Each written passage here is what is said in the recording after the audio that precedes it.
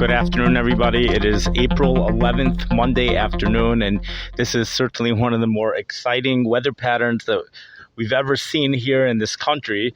We just experienced, first of all, I wish I had the name of the city, but it's in Texas. Just a couple days ago, it was a record. Now, many cities in Texas actually broke a record over the past weekend.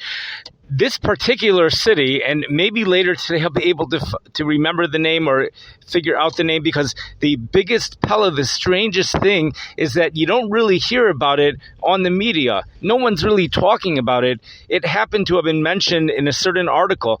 So a certain city in Texas, they broke the record high for April. So it was the hottest temperature ever recorded in April. Temperature around 109 or something like that. But what's even more is that it also was an all-time high record for just in general. This was the hottest temperature ever recorded in the city ever, and it happened in the month of April. That's something really extraordinary. The only thing which is more extraordinary than that was what happened in the Italy and France Antarctic weather station in Antarctica back in March. They reported that warmest temperature ever in the month of March in Antarctica. That's like, who's ever heard of something like that? 75 degrees above normal. It happened in the month of March. You know, the Russian station reported also the March warmest March temperature ever. Temperature was 0 degrees, but they did not report an all-time high. That did not happen at the Russian station, but at the Italy and France station, that's what happened. It's located about 350 miles away from the Russian station. Well, right after this heat, you can't get a larger contrast of temperatures than what we currently have. I guess you could maybe, but there's another thing that we have over here. We have really strong sun, and at the same time, conditions are still cold enough for snow in the upper Midwest, at least with this system. We have an April sun. This is very close to tropical sunshine, if not tropical itself. It really is a strong sun, which means this is the type of sun where you can get instability, pop-up thunderstorms, even pop-up snow squalls. They develop in a very similar way. And here we go with this low pressure system. There's a few unique aspects to it that I happen to have noticed. Number one, the system will not be weakening as it crosses the Rocky Mountains. From all the research I did, the thing is only going to strengthen, and it's coming on shore already as a deep low pressure system. Portland, Oregon saw snow for the very first time in the month of April. You know, you look at the European computer model, it shows 8 inches will be falling in Portland, Oregon. Someone has to check those forecasts. You know, the local meteorologists are always the best, so it's great to check really what's going on over there, if there really is a forecast for 8 inches of snow. But either way, they saw this is the first time they've ever seen snow in April, but you know, I think they have seen snow in May. So we're going to put that on pause. That needs a little bit of an investigation. But moving right along the Oregon Cascades, that mountain range in Oregon, you see very large numbers of snow, really high amounts, 20 inches, 30 inches. Just over the next few days, it just goes really high up in those areas, lots of rain. Thunderstorms expected on the Northwest Pacific coast, even at the coast, showers, thunderstorms, some thunderstorms. There might be a couple of thunderstorms at the coast. That's a possibility. Moving further inland, things kind of deteriorate. We are not even going to get to, I don't know if we're going to get to the severe weather outbreak in the south. You know, we have to mention something, though. We have to mention, at the very least, tomorrow, there's an enhanced risk for severe weather going all the way up into southern Iowa. That's the enhanced risk. That's a number 3, meaning Louisiana, all these places. Iowa is at the peak. Southern Iowa is at the peak, just like Louisiana. There's also severe weather risk going all the way up into southern Minnesota. That's what the Storm Prediction Center has mentioned. It's going pretty high up, right? Well, what about northern Minnesota? We can focus more on northern Minnesota. Storm track's looking like it's going to be taking a little bit of more of a northwestern track, which leaves a city like Duluth or International Falls, Minnesota, getting a little bit less than what was originally forecasted. In fact, the National Weather Service over there says they don't really think they're going to get a lot of snow, but they don't really have enough confidence in the situation yet to really make a real forecast. places like Winnipeg, that place is going to get blasted with snow. You have a place like Bismarck, North Dakota. The reports are that they're going to be getting a lot of snow. If you look on the European computer model, you'll see lots of snow is forecast for those areas. Also, 15 inches, 20 inches, 25 inches.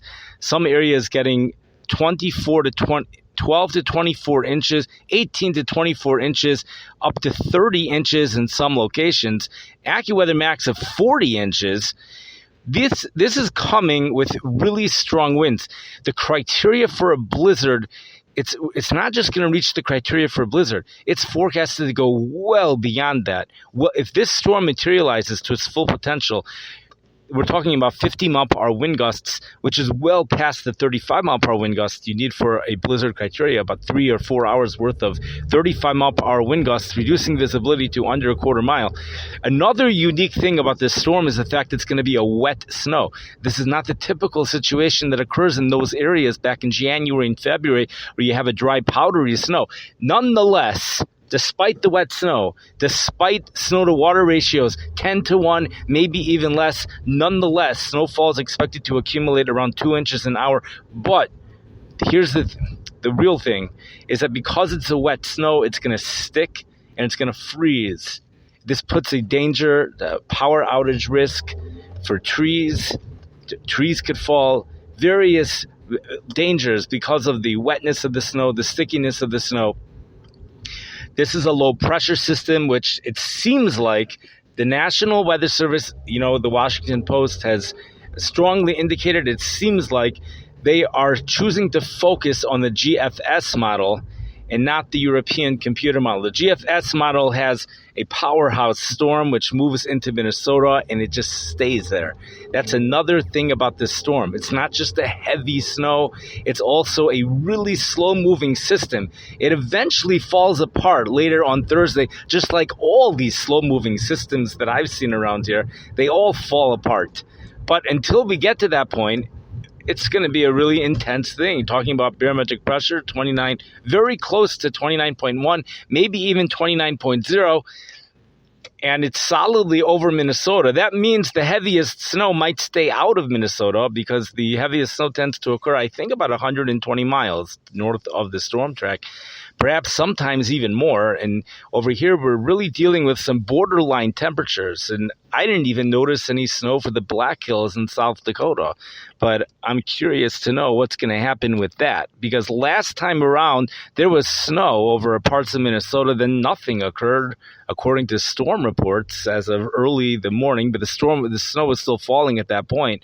Could be things change. But then when you get to the Black Hills just west of Rapid City, down in the southwest part of the state, pretty far away from Minnesota, you see those storm reports of 6, 7, 8 inches, and this is still while it was snowing. It'd be interesting to see what happens over there. We have a severe weather outbreak today.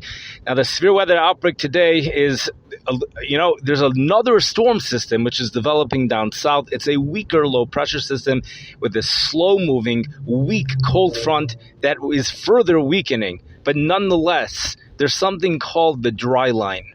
And this is where the storm chasers, they love the dry line. Nothing could be better than the dry line for a storm chaser. The dry line is the area which is where the really dry southwest desert winds blow from the southwest. They collide with the warm, moist air from the Gulf of Mexico. And there's two things that happen. Either the skies are cloudless, as blue as can be, or there's tornadoes. That's severe thunderstorms and tornadoes. If the skies are blue, they call it a blue bust. But the storm chasers like to hang out around there. That's going to be going on down there. You could have a weak front, a weak storm system, a weak this and that. But when you have the dry line, so there's always going to be a tornado risk. It's usually like in the Oklahoma area.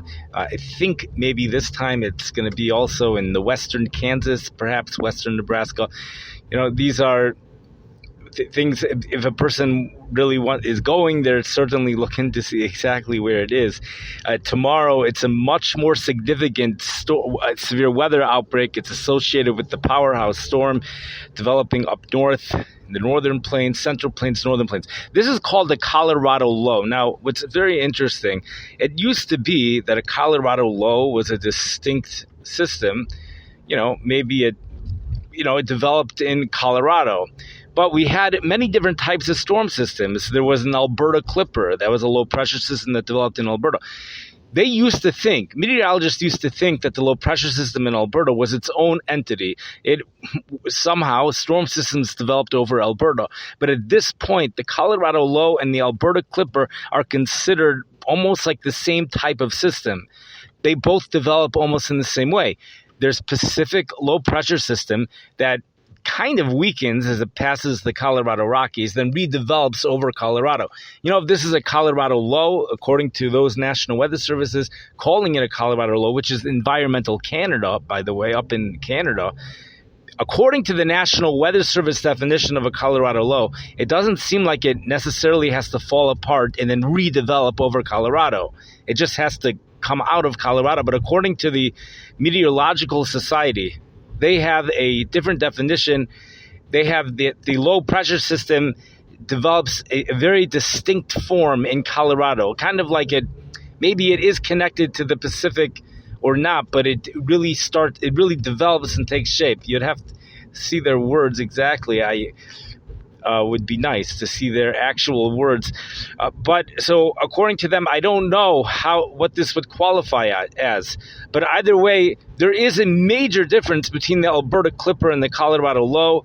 The Alberta Clipper generally does not collide with Gulf moisture. The Colorado Low does. The Colorado Low a lot of times doesn't always. But this time of the year, this time around, it certainly is. You look up at the rainfall, let's say all the snow would be falling as rain. You have places on both sides of the storm that would be getting 2 inches of rain equivalent. So, you got a 10-to-1 snow to water ratio. We're talking about 20 inches. The wild card to me is what do we do with the melting that will be taking place while the snow falls? Granted, the snow is going to be falling so heavy, it's going to be accumulating, even though the temperatures might be above 32. But at the same time, the snow will be melting throughout the day. There might be an official total of 20 inches, but there's only 12 inches of snow on the ground. So what do we do with that? I don't know. But for a city like Bismarck, North Dakota, we don't have to worry about that. High temperatures, mid-20s, wind chills down into the teens. Temperatures at night, wind chills at night, or the AccuWeather real feel, they say it's going to be even below zero. I wish I knew more what the wind chills were going to be.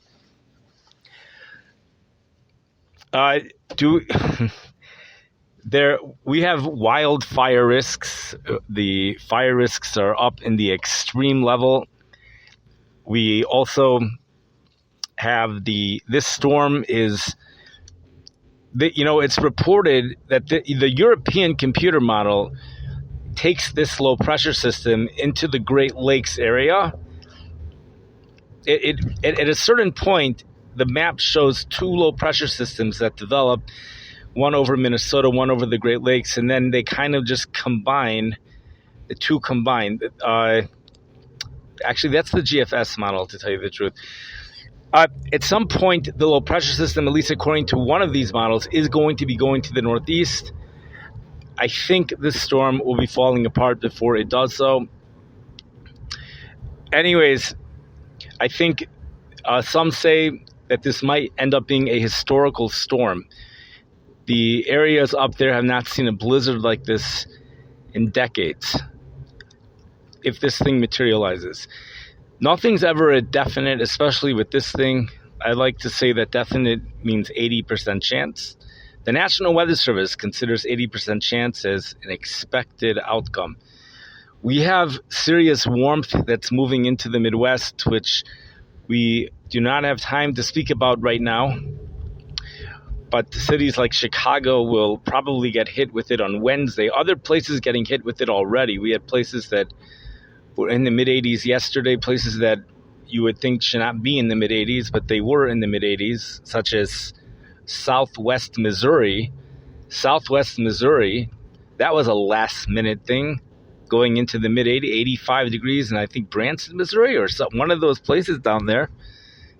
It wasn't forecasted to happen a few days before that, but when you have very dry air, you have large variability in temperatures this time of the year.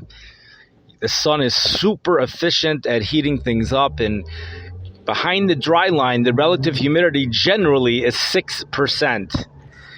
There are some meteorologists who feel that because the air is so dry currently, even in the North Dakota area, International Falls, Minnesota, the snow might actually start several hours later than what the radar shows, because the snow will be evaporating before it touches the ground.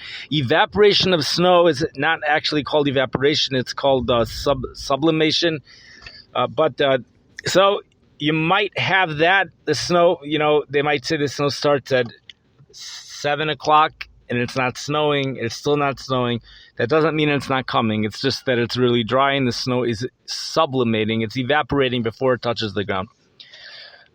I hope everyone stays safe, and the avalanche stuff is one of the most dangerous things. That's something that we'll have to look out for over the next few days. But those people who love these types of storms, they're really going to have a lot of fun with this. And those people who like the warm weather, they're going to have a lot of fun too, because the warm weather is just around the corner. It's already April. Anyone who's going skiing in the Rockies always should remember to put sunblock lotion on this time of the year for two reasons. Number one, the April sun is a powerhouse. Number two, the sun reflects a lot of the ultraviolet rays upwards, so you're really getting a heavy dose of ultraviolet rays over there. Also, you're up in the mountains. There's less atmosphere, which is protecting you. Unlike by the Dead Sea, where many say you don't even need to put sunblock lotion on at all. Could you imagine that? The ultraviolet index is apparently low. Now, whenever I check it out, it's not low. But that's what they say. So I don't know what to say to that. They say there's so much atmosphere because it's so low. It's the lowest place on Earth. I would imagine Death Valley is similar. So anyways, I wish everybody a wonderful day. Thank you for listening.